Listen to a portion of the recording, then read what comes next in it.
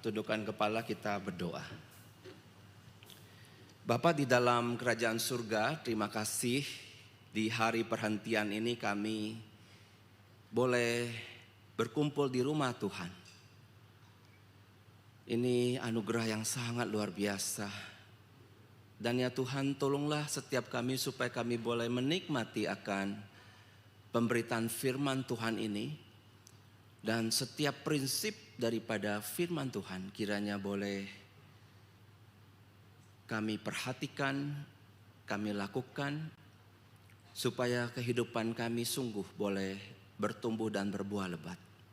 30, 60, bahkan 100 kali lipat. Terima kasih Bapa, tolonglah setiap kami. Di dalam nama Tuhan Yesus kami serahkan seluruh doa ini. Amin. Shalom. Saya Pendeta Changku Iva, salam kenal. Dan terima kasih kepada Pendeta Yeremia dan para majelis yang telah boleh mengizinkan saya menyampaikan firman Tuhan pada pagi hari ini. Juga nanti setelah ibadah ada seminar ya, seminar yang sangat penting. Bagaimana kita boleh belajar menjadi orang tua yang baik bagi anak-anak kita. Saya tadi pagi dari Bandung jam 5 subuh ya. Saya dengan yang sulung, Justin, dengan istri, Liana, dan yang bungsu, Josen. Kita ngebut, rencana mau makan dulu mie ayam ya. Karena kami ada langganan di Tanjung Duren. Tapi tadi sampai kilometer 25 Mbeset, tiba-tiba mobil itu bermasalah. Ya, anak saya bilang, "Papa, ini remnya nggak bisa diinjak." Waduh, kaget, kecepatan tinggi ya. Lalu saya lihat, waduh, Celsiusnya mentok. Lalu saya lihat, semuanya mesin mati. Waktu saya lihat, semuanya kadang ngebut ya. Lalu saya bilang, tahan. Ya. Jadi dirilis, akhirnya pelan-pelan bisa ke pinggir. Di MBZ itu elevated toll ya, kita tahu itu yang mempercepat Jakarta Bandung. Dan kemudian kami datang mobil derek, lalu diderek sampai exit pertama di daerah menuju Bekasi. Lalu saya ke sini tadi naik Grab dengan yang bungsu. Ya, puji Tuhan, Tuhan masih izinkan saya bisa berdiri di sini. Ini karena anugerah Tuhan, puji Tuhan. Saya tidak pernah lupa kalau pelayanan mau keluar kota, di mobil kami selalu berdoa. Terlebih dahulu minta pimpinan Tuhan. Barusan istri WA, fanbelt sudah diganti, mereka sudah OTW ke Jakarta. Nanti akan hadir di seminar, puji Tuhan. Oke, itu kisah sedikit ya. Dan tema kita hari ini adalah keluarga dan persekutuan keluarga sebagai miniatur gereja. Sebuah tema yang sangat baik saya rasa di bulan keluarga ini. Dan kita akan melihat firman Tuhan dari Matius 18, 19 sampai 20 tadi kita sudah baca, dan saya akan bacakan lagi bagi kita semua sekali lagi ya. Dan lagi aku berkata kepadamu, jika 2 orang daripadamu di dunia ini sepakat meminta apapun juga, permintaan mereka itu akan dikabulkan oleh Bapakku yang di sorga. Sebab di mana 2 atau 3 orang berkumpul dalam namaku, di situ aku ada di tengah-tengah mereka. Bapak Ibu, di sini ada satu janji Tuhan yang sangat luar biasa. Yaitu jikalau 2 orang itu sepakat, siapakah 2 orang ini? Ya, saya dalam pelayanan pasutri, saya selalu mengencourage setiap suami istri itu boleh senantiasa bersepakat. Karena koinonia itu adalah persekutuan daripada orang beriman. Itu bukan hanya berbicara tentang keadaan kita di gereja, tetapi 2 orang beriman kepada Tuhan, paling kecil miniaturnya itu adalah di dalam keluarga yang diinisiasi oleh sepasang suami istri. Di dalam Kejadian 2 ayat 24 dikatakan, sebab itu seorang laki-laki akan meninggalkan ayah dan ibunya dan bersatu dengan istrinya, sehingga keduanya menjadi satu daging. Perhatikan katanya di situ. Mereka keduanya telanjang. Ada kata 2. Siapa itu? Manusia dan istrinya. Tetapi mereka tidak merasa malu. Kebersatuan seperti ini harus terus-menerus kita latih. harus terus-menerus kita hadirkan di dalam keluarga. Dan ini sangat tergantung daripada keharmonisan suami dan istri. Dan sayangnya pada hari-hari ini iblis telah berhasil menghancurkan hubungan suami istri sedemikian rupa, sehingga tidak ada persekutuan dalam keluarga. Ya, menjadi sangat sulit untuk bersekutu bahkan di dalam keluarga. Lebih mudah datang ke gereja ya sebagai keluarga ketimbang menghadirkan persekutuan di dalam keluarga.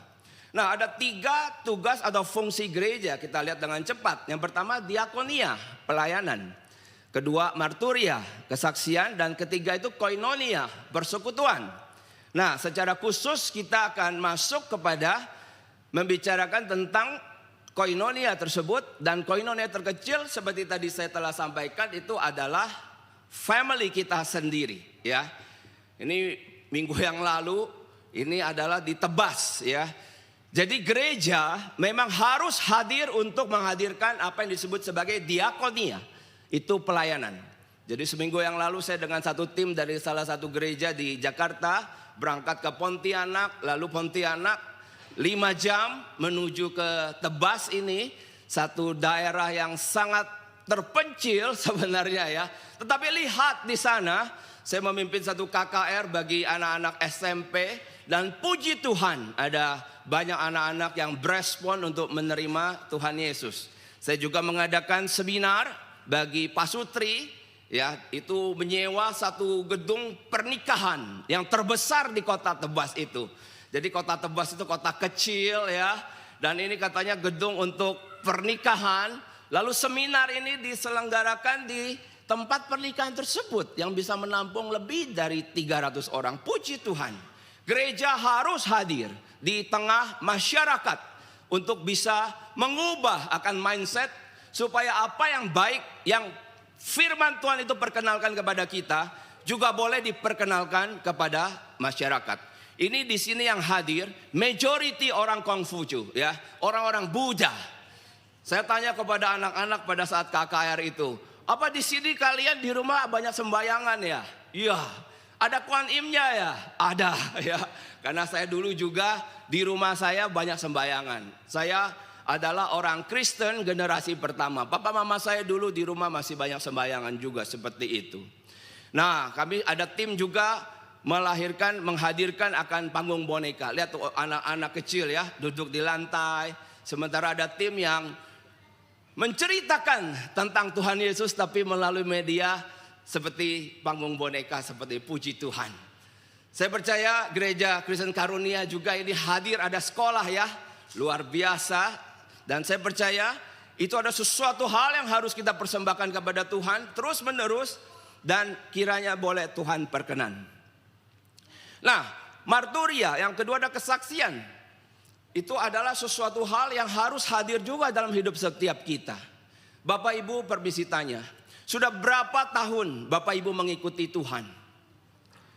Sudah berapa banyak kali kita mendengar akan cerita tentang Tuhan Yesus Kristus dan berbagai pahlawan Alkitab di dalam firman Tuhan. Tetapi satu pertanyaan sangat penting harus kita jawab pagi ini.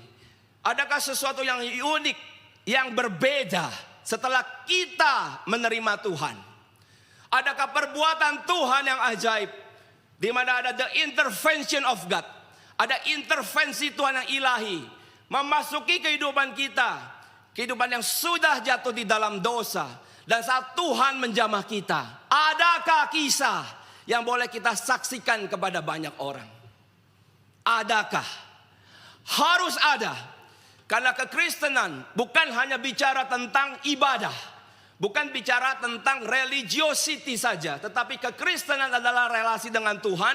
Dan Tuhan yang maha ajaib ini menghadirkan banyak kisah di dalam kehidupan orang yang telah mengaku percaya kepada Dia. Saya berdoa dan berharap bahwa di gereja ini banyak kisah, banyak kesaksian yang boleh diceritakan kepada banyak orang, menjadi satu sign and wonder, satu tanda bahwa Tuhan betul, Dia Tuhan yang sudah mati, Dia Tuhan yang sudah bangkit, Dia Tuhan yang hidup hari ini, betul hidup dalam hidup setiap kita dan keluarga kita. Bapak Ibu, ini kemarin kami ada koinonia ya. Jadi saya dengan 2 anak yang cowok itu, sulung yang bungsu dan istri saya, kami di Bandung. Lalu yang sebelah itu anak saya yang cewek. Jadi anak saya itu 3, cowok, cewek, cowok ya. Jostein, Joylin, dan Josen.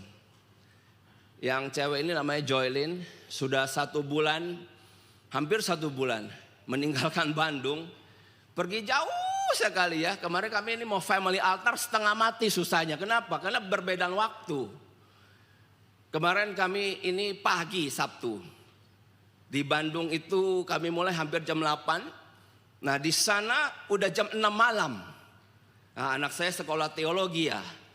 Ambil bachelor teologi di Portland Bible College di Amerika. Kami mengupayakan, berusaha, walaupun kami berbeda tempat, berbeda waktu, untuk kami bisa berkumpul sebagai satu keluarga, membahas firman Tuhan. Kemarin panjang sekali mencari waktunya, susah sekali ya. Di sini pagi, di sana malam. Kita mau bikin pagi atau malam, sementara anak saya yang sulung juga udah ambil lagi S2, melanjutkan lagi studinya. Begitu dicek-cek gak bisa, saya lagi studi. Yang ini, oh gak bisa, yang bungsu lagi apa? Waduh susah sekali. Baru kali ini rasanya kami punya pergumulan hanya untuk mengumpulkan satu keluarga, hanya untuk koinonia. Bapak Ibu, saya berharap kita semua boleh punya satu tekad ya, terutama kepala keluarga, para suami, para ayah, berjuanglah untuk bertekad menyatukan keluarga atas kita dasari atas persekutuan di dalam Tuhan ya. Nah kemarin saya sampaikan firman Tuhan singkat, saya ambil dari sini. Ini kaitannya dengan kesaksian ya. Dan orang yang telah ditinggalkan setan-setan itu meminta supaya ia diperkenankan menyertainya. Tapi Yesus menyuruh dia pergi katanya. Pulanglah ke rumahmu dan ceritakanlah segala sesuatu yang telah diperbuat Allah atasmu. Orang itu pun pergi mengelilingi seluruh kota dan memberitahukan segala apa yang telah diperbuat Yesus atas dirinya. Luar biasa. Ini adalah kisah orang Gerasa, kerasukan setan sudah puluhan tahun. Tapi ada suatu encountering with God, ada suatu pertemuan dengan Tuhan, dan kemudian Tuhan membebaskan dia untuk selamanya dari setan-setan itu. Dia pengen ikut Tuhan Yesus, melayani, tapi Tuhan larang dia. Kamu pulanglah, ceritakan ke orang di rumah. Kamu sudah sembuh ya. Kamu sudah waras sekarang, puji Tuhan. Tapi orang ini ternyata tidak berhenti di rumah. Dia keliling seluruh kota, dikatakan, menceritakan perbuatan Tuhan Yesus atas dirinya. Kemarin saya sampaikan di firman Tuhan dalam persekutuan keluarga. Keluarga kita banyak keterbatasan, ya, keluarga hamba Tuhan umumnya. Tetapi kebaikan Tuhan juga nyata.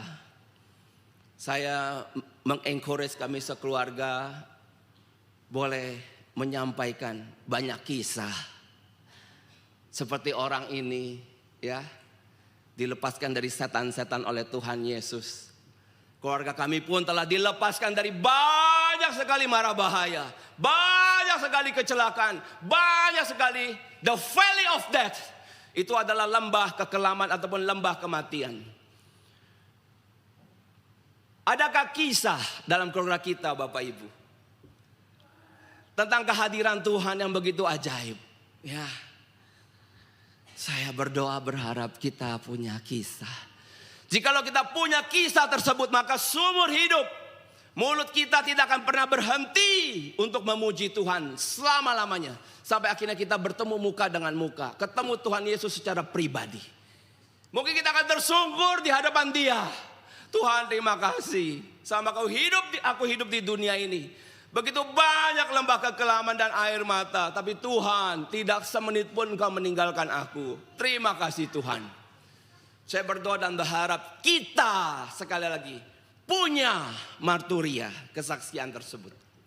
Nah sekarang koinonia yang terkecil itu keluarga. Mari kita lihat.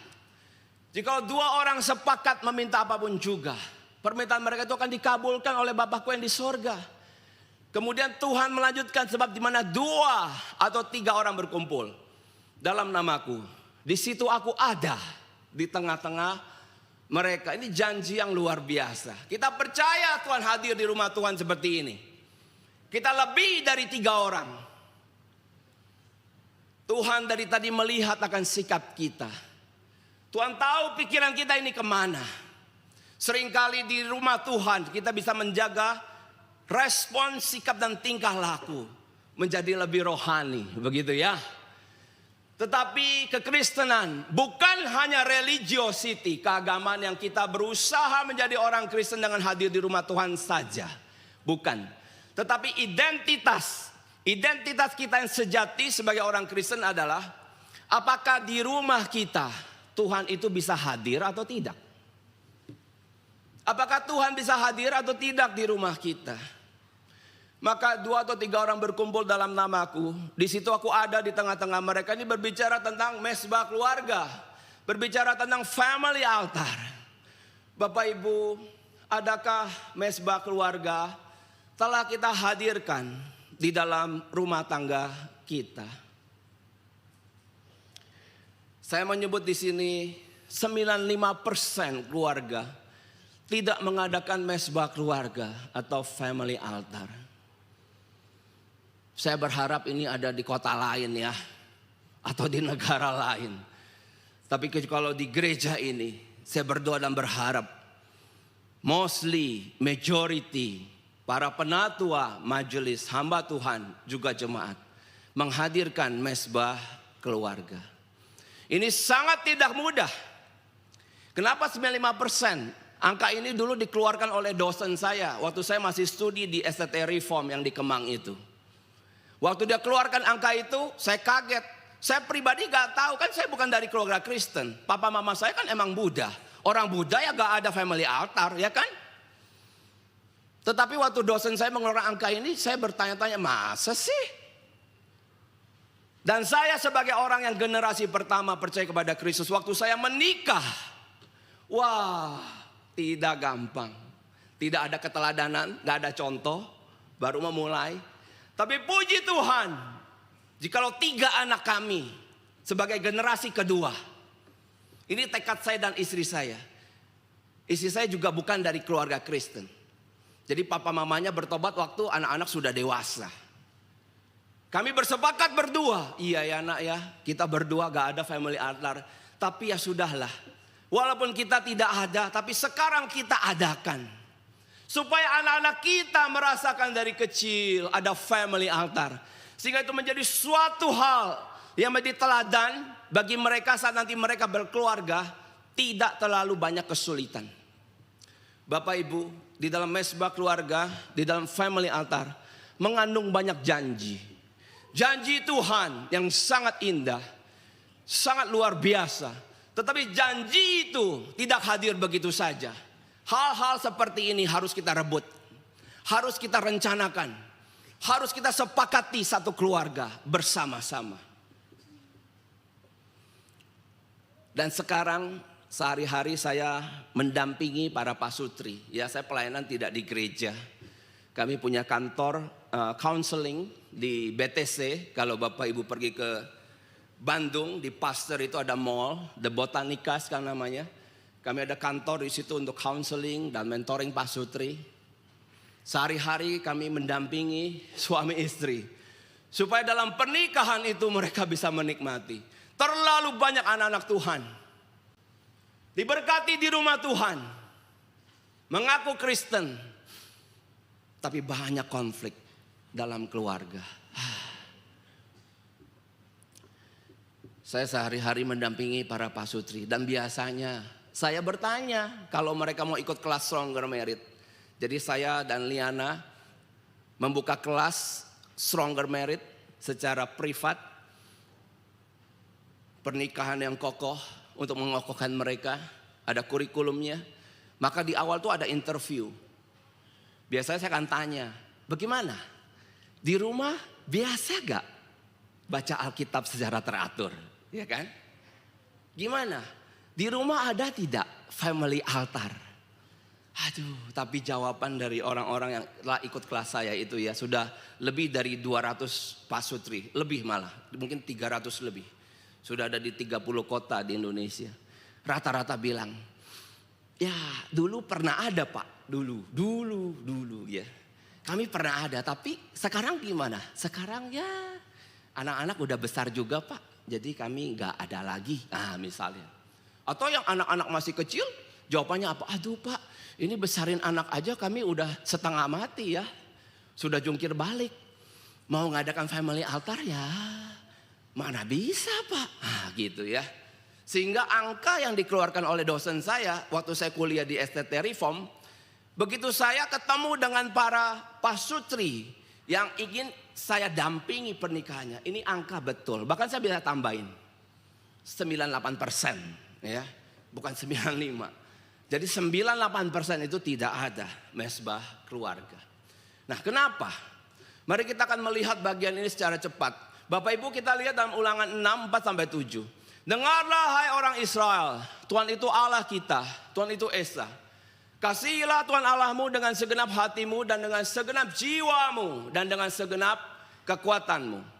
Apa yang kuperintahkan kepadamu pada hari ini, haruslah engkau perhatikan.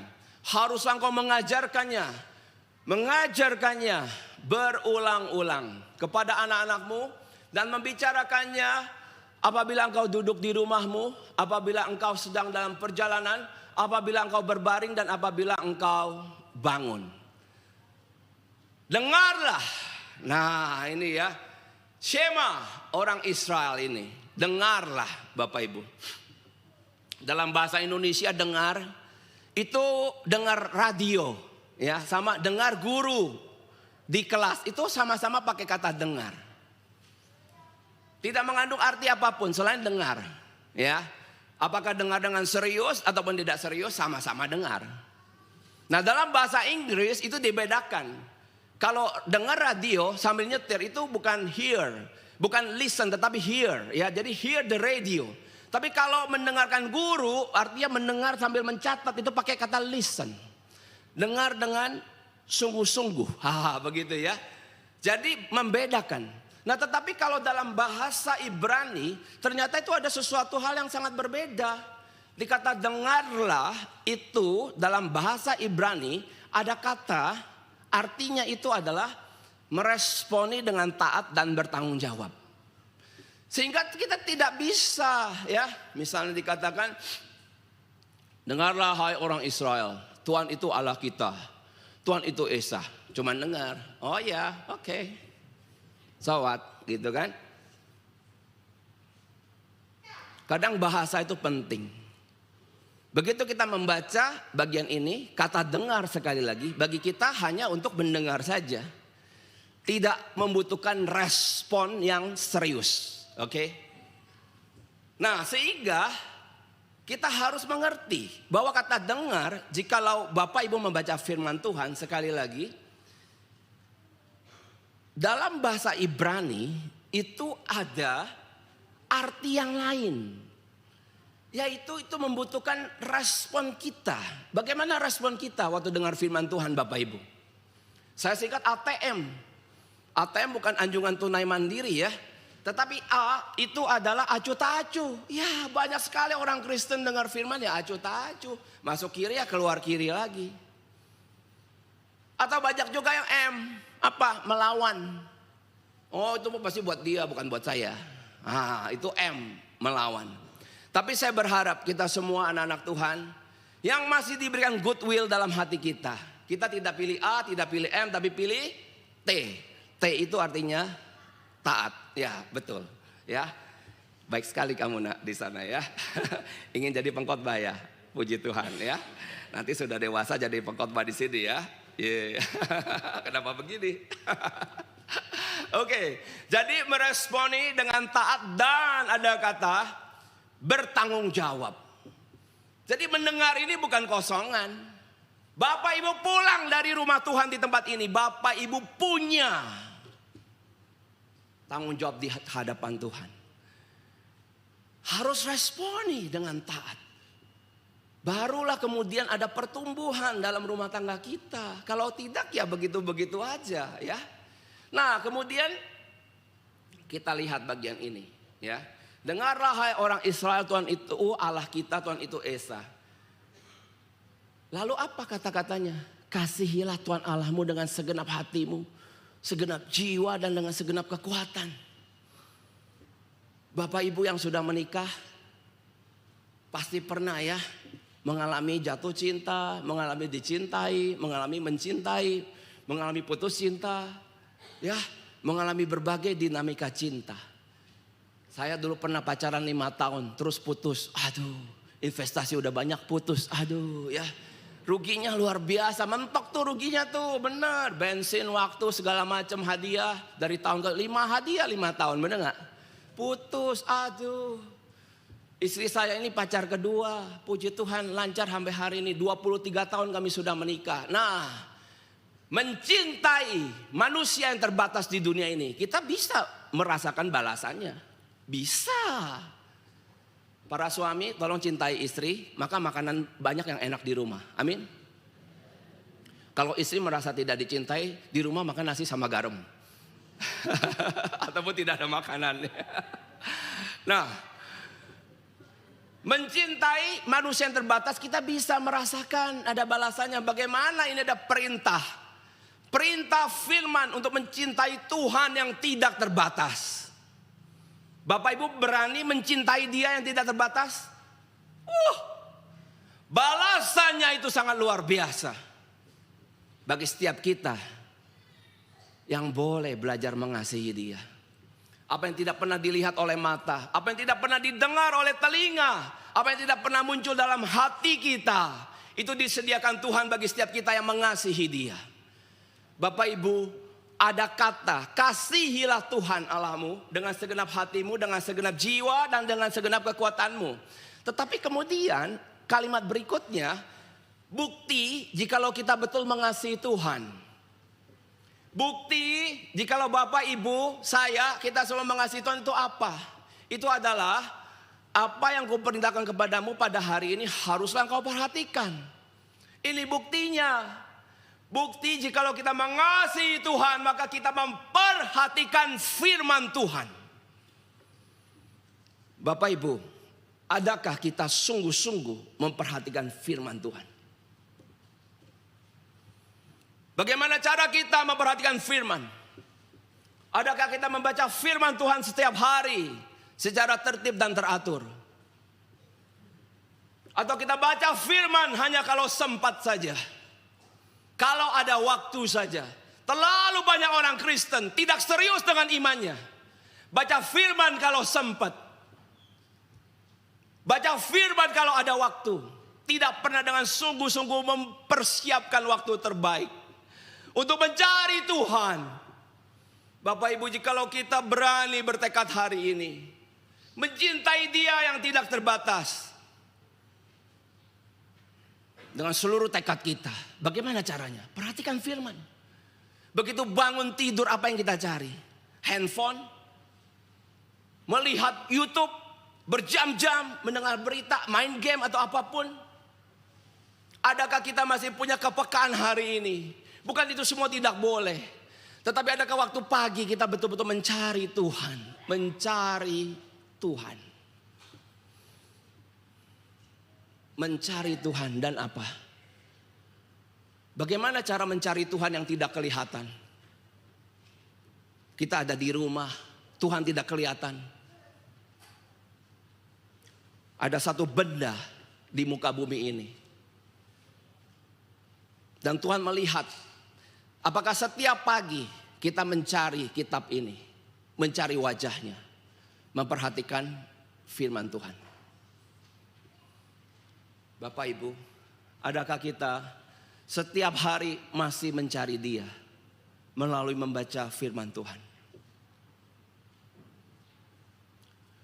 Hari ini kita bicara tentang family altar. Sesungguhnya family altar itu hanya akhirnya menjadi satu ide saja, suatu harapan, satu angan-angan, satu keinginan. Tetapi tidak akan pernah terwujud jikalau dalam hati setiap kita tidak ada hati yang mencari Tuhan. Bapak Ibu, firman Tuhan di sini terus bergandeng, ya. Dengarlah. Artinya taati dan responin dengan bertanggung jawab. Dengar apa? Tuhan Allah Israel itu, Tuhan itu Esa. Dia hanya satu di sana, tidak ada yang lain. Kasihilah dia dengan segenap kekuatan kita dan perhatikan. Dan kemudian kalau kita sudah menikah, kita sudah jadi suami istri, puji Tuhan. Dikatakan jikalau kamu mengandung, itu adalah upah dari Tuhan, ya. Punya anak, punya keturunan, maka di sini ada urutannya yang selanjutnya dikatakan haruslah engkau mengajarkannya berulang-ulang kepada anak-anakmu dan membicarakannya apabila engkau duduk di rumahmu, apabila engkau sedang dalam perjalanan, apabila engkau berbaring dan apabila engkau bangun. Waduh, Bapak Ibu, saya sebagai orang Kristen generasi pertama, memang saya hamba Tuhan, memang saya pendeta. Tetapi saya boleh jujur di hadapan Tuhan dan di hadapan jemaat. Seringkali daging dan darah saya tidak menyukai persekutuan dengan Tuhan dalam keluarga. Saya lebih senang nonton, saya lebih senang mempersiapkan khotbah, saya lebih senang main handphone ketimbang berjuang untuk menghadirkan family altar. Sehingga seringkali saya harus berlutut di hadapan Tuhan. Tuhan, kasihani saya supaya saya bisa. Bukan hanya setahun sekali. Ini berbicara tentang kebiasaan, habits, ya. Kebiasaan terus menerus, berulang-ulang. Atuh. Seringkali saya lemah dan istri saya menguatkan. Ada kalanya istri saya juga malas, saya yang menguatkan. Ada kalanya kami berdua malas, anak-anak kami yang bertanya, "Pak, Mah, minggu ini gak ada family altar?" Begitu ya. Oh iya. Oke. Dan kami berkumpul lagi. Puji Tuhan.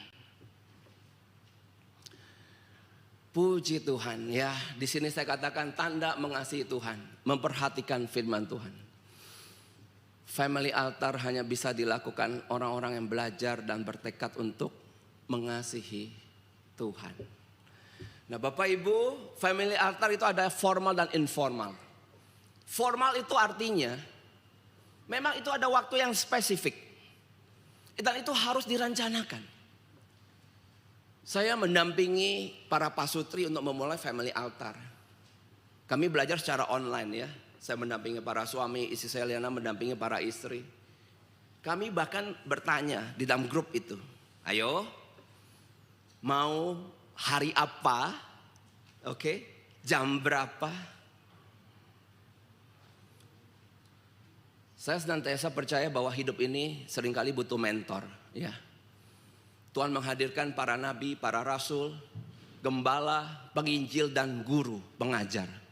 Supaya perjalanan umat Tuhan itu boleh terus naik, tidak turun jadi kepala dan bukan ekor.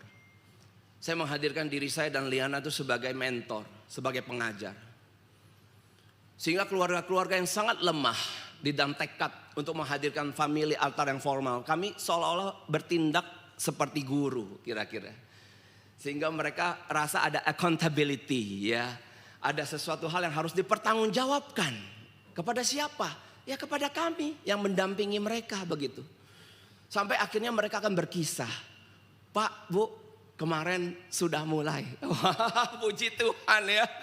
Sudah lama sekali tidak pernah ada. Oke, bagaimana? Ya, bersyukur Pak bisa jalan misalnya begitu, ya. Bapak Ibu, formal itu artinya memang ada waktu yang disepakati bersama, ya. Nanti setelah pulang gereja ini, para suami istri boleh berdiskusi, bersepakat. Kalau anak-anak sudah dewasa, seperti tadi saya ceritakan, saya dengan anak-anak saya kami terpisah waktu dan tempat, cari kesepakatan, ya. Lalu pada kesepakatan itu kami berkumpul. Medianya tadi pakai Zoom, puji Tuhan.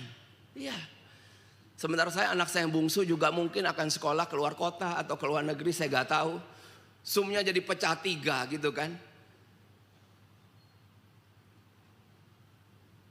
Berusaha dan bertekad. Ya, jadi formal itu ada waktu yang disepakati. Jangan terlalu lama, nanti bosan. 1 jam saja sudah bagus. Diawali dengan boleh bergantian membaca firman Tuhan dan men-sharingkannya. Dalam pertemuan yang minggu depan, saya nanti sudah akan WA anak saya Joylin. Joylin, nanti minggu depan kamu yang sharing firman ya. Papa pengen dengar, karena dia sekolah teologi di sana. Pasti dia bisa sharingkan sesuatu. Kami ya dengar. Setelah itu apa family altar? Setiap orang boleh sharing. Sharing tentang pergumulan di sekolah, anak-anak yang sudah bekerja, sudah pacaran. Ceritakan pergumulan sekolah, pergumulan pacaran. Lalu akhirnya boleh saling mendoakan, bergantian berdoa. Bisa. Ini adalah formal. Jikalau di rumah ada yang jago nyanyi, jago main gitar, jago bisa main musik, boleh ada puji-pujian. Sayangnya di rumah kami satu keluarga fales ya. Kalau saya nyanyi semua lari ya kan. Maka saya tahu diri lah. Jadi kurang ada pujian ya. Nah kalau informal ini bagaimana? Ini adalah sesungguhnya dikatakan di situ saat engkau sedang, perhatikan, duduk di rumah, sedang dalam perjalanan, engkau berbaring dan bangun, itu artinya apa? Itu bukan waktu yang khusus. Itu bisa setiap waktu, ya. Maksudnya bagaimana sih? Bapak Ibu, dalam sistem keluarga, sistem itu mengandung kebiasaan-kebiasaan. Nah, salah satu kebiasaan yang harus kita bangun itu komunikasinya. Adakah komunikasi kita itu membicarakan Tuhan? Apakah Tuhan bisa hadir saat Bapak Ibu sedang di mobil? Sedang nyetir, suami sedang nyetir, istri di sebelah, anak di belakang. Bisa gak firman Tuhan itu hadir? Harus bisa. Itu yang namanya informal. Lalu kapan diadakan? Saya biasa waktu pulang dari gereja, anak di belakang ya, saya akan tanya. Tadi yang khotbah siapa? Di teenager ya, remaja, kebaktian remaja kan. Oh si ini. Tadi khotbahnya isi apa? Begitu. Kemudian ada sharing. Dan saya pun, saya sharing. Tadi papa mama di kebaktian umum itu tentang ini. Papa rasa diberkati tentang yang ini. Mobil arah kemana kalau minggu? Ke rumah makan ya. Jadi istri kalau hari Minggu Sabat tidak masak ya. Makan ya kan di luar kan. Nah sampai sudah duduk di meja makan kita lanjutkan obrolan itu. Itu Tuhan bisa hadir ya. Sedang dalam perjalanan apabila engkau berbaring, engkau bangun di rumah makan. Artinya wilayah di dalam ruangan kehidupan kita. Tuhan itu bisa masuk untuk kita diskusikan. Inilah identitas keluarga Kristen. Jangan sampai kita rajin hadir di rumah Tuhan beribadah. Tapi di rumah, di mobil, dimanapun kita tidak pernah membicarakan Tuhan. Sayang sekali. Bapak Ibu, saya menutup dengan 2 ayat. Yohanes 15 ayat 5b. Sebab di luar aku kamu tidak dapat berbuat apa-apa. Semua yang tadi saya sampaikan ini tentang hal-hal yang rohani, hal yang spiritual. Para lelaki, mungkin kita adalah orang gagah perkasa mencari uang di dunia ini. Tetapi yang kita dengarkan dari tadi ini bukan soal material. Tetapi ini hal yang sangat spiritual. Maka kita harus memandang firman Tuhan ini. Yaitu di luar Tuhan, kita tidak bisa melakukan hal ini. Seperti tadi saya katakan, saya banyak berlutut dan dengan air mata melihat diri saya seorang yang disebut rohaniwan. Saya yang hidupnya menjadi teladan bagi banyak orang. Tetapi untuk urusan family altar seperti ini, saya berhadapan dengan keengganan diri saya sendiri, berhadapan juga dengan sinful nature daripada istri dan anak-anak. Yang seringkali waktu kami sedang family altar, mereka nyantai, tidur-tiduran, mondar-mandir kalau di rumah begitu ya. Yang membuat saya sebal. Membuat saya sebal kalau itu di rumah. Karena sepertinya quote unquote tidak ada yang memperhatikan. Beda dengan di gereja. Saya khotbah seperti ini, Bapak Ibu fokus dengarkan ya kan. Sehingga perlu banyak lutut dan air mata. Dan menyadari, Tuhan tolonglah saya. Kasihanilah saya dan keluarga. Kenapa demikian? Karena inilah janji firman Tuhan yang terakhir bagi kita. Ibrani 10 ayat 35. Sebab itu janganlah kamu melepaskan kepercayaanmu. Karena besar upah yang menantinya. Ada upah yang Tuhan sediakan bagi kita semua. Kita akan terus naik, tidak turun. Jadi kepala dan bukan ekor. Keluarga kita akan terpandang. Dan Tuhan, Dia memberikan favor kepada setiap keluarga yang masih punya tekad untuk mengasihi Dia dan menghadirkan persekutuan keluarga dalam rumah masing-masing. Bapa di dalam kerajaan surga, tolonglah kami. Supaya kami hari ini sebagai jemaat Tuhan, sebagai sepasang suami istri, sebagai orang tua, boleh bertekad membawa anak-anak kami ya Tuhan, untuk mengenal Tuhan. Melalui satu wadah yang Tuhan ingin kami untuk hadirkan. Tapi kami seringkali enggan. Tuhan ampuni segala dosa kami. Tuhan, hamba berdoa memohon belas kasihan Tuhan. Bagi setiap kami yang sudah mendengar firman Tuhan ini. Kami boleh pulang bertekad menghadirkan mesbah keluarga, family altar, persekutuan, koinonia yang terkecil di dalam keluarga kami. Terima kasih Bapa. Lepaskanlah kami semua dari segala yang jahat. Jauhkanlah kami dari segala pencobaan. Dan bawalah kami boleh menang atas segala keadaan. Dalam nama Tuhan Yesus kami serahkan doa ini. Amin.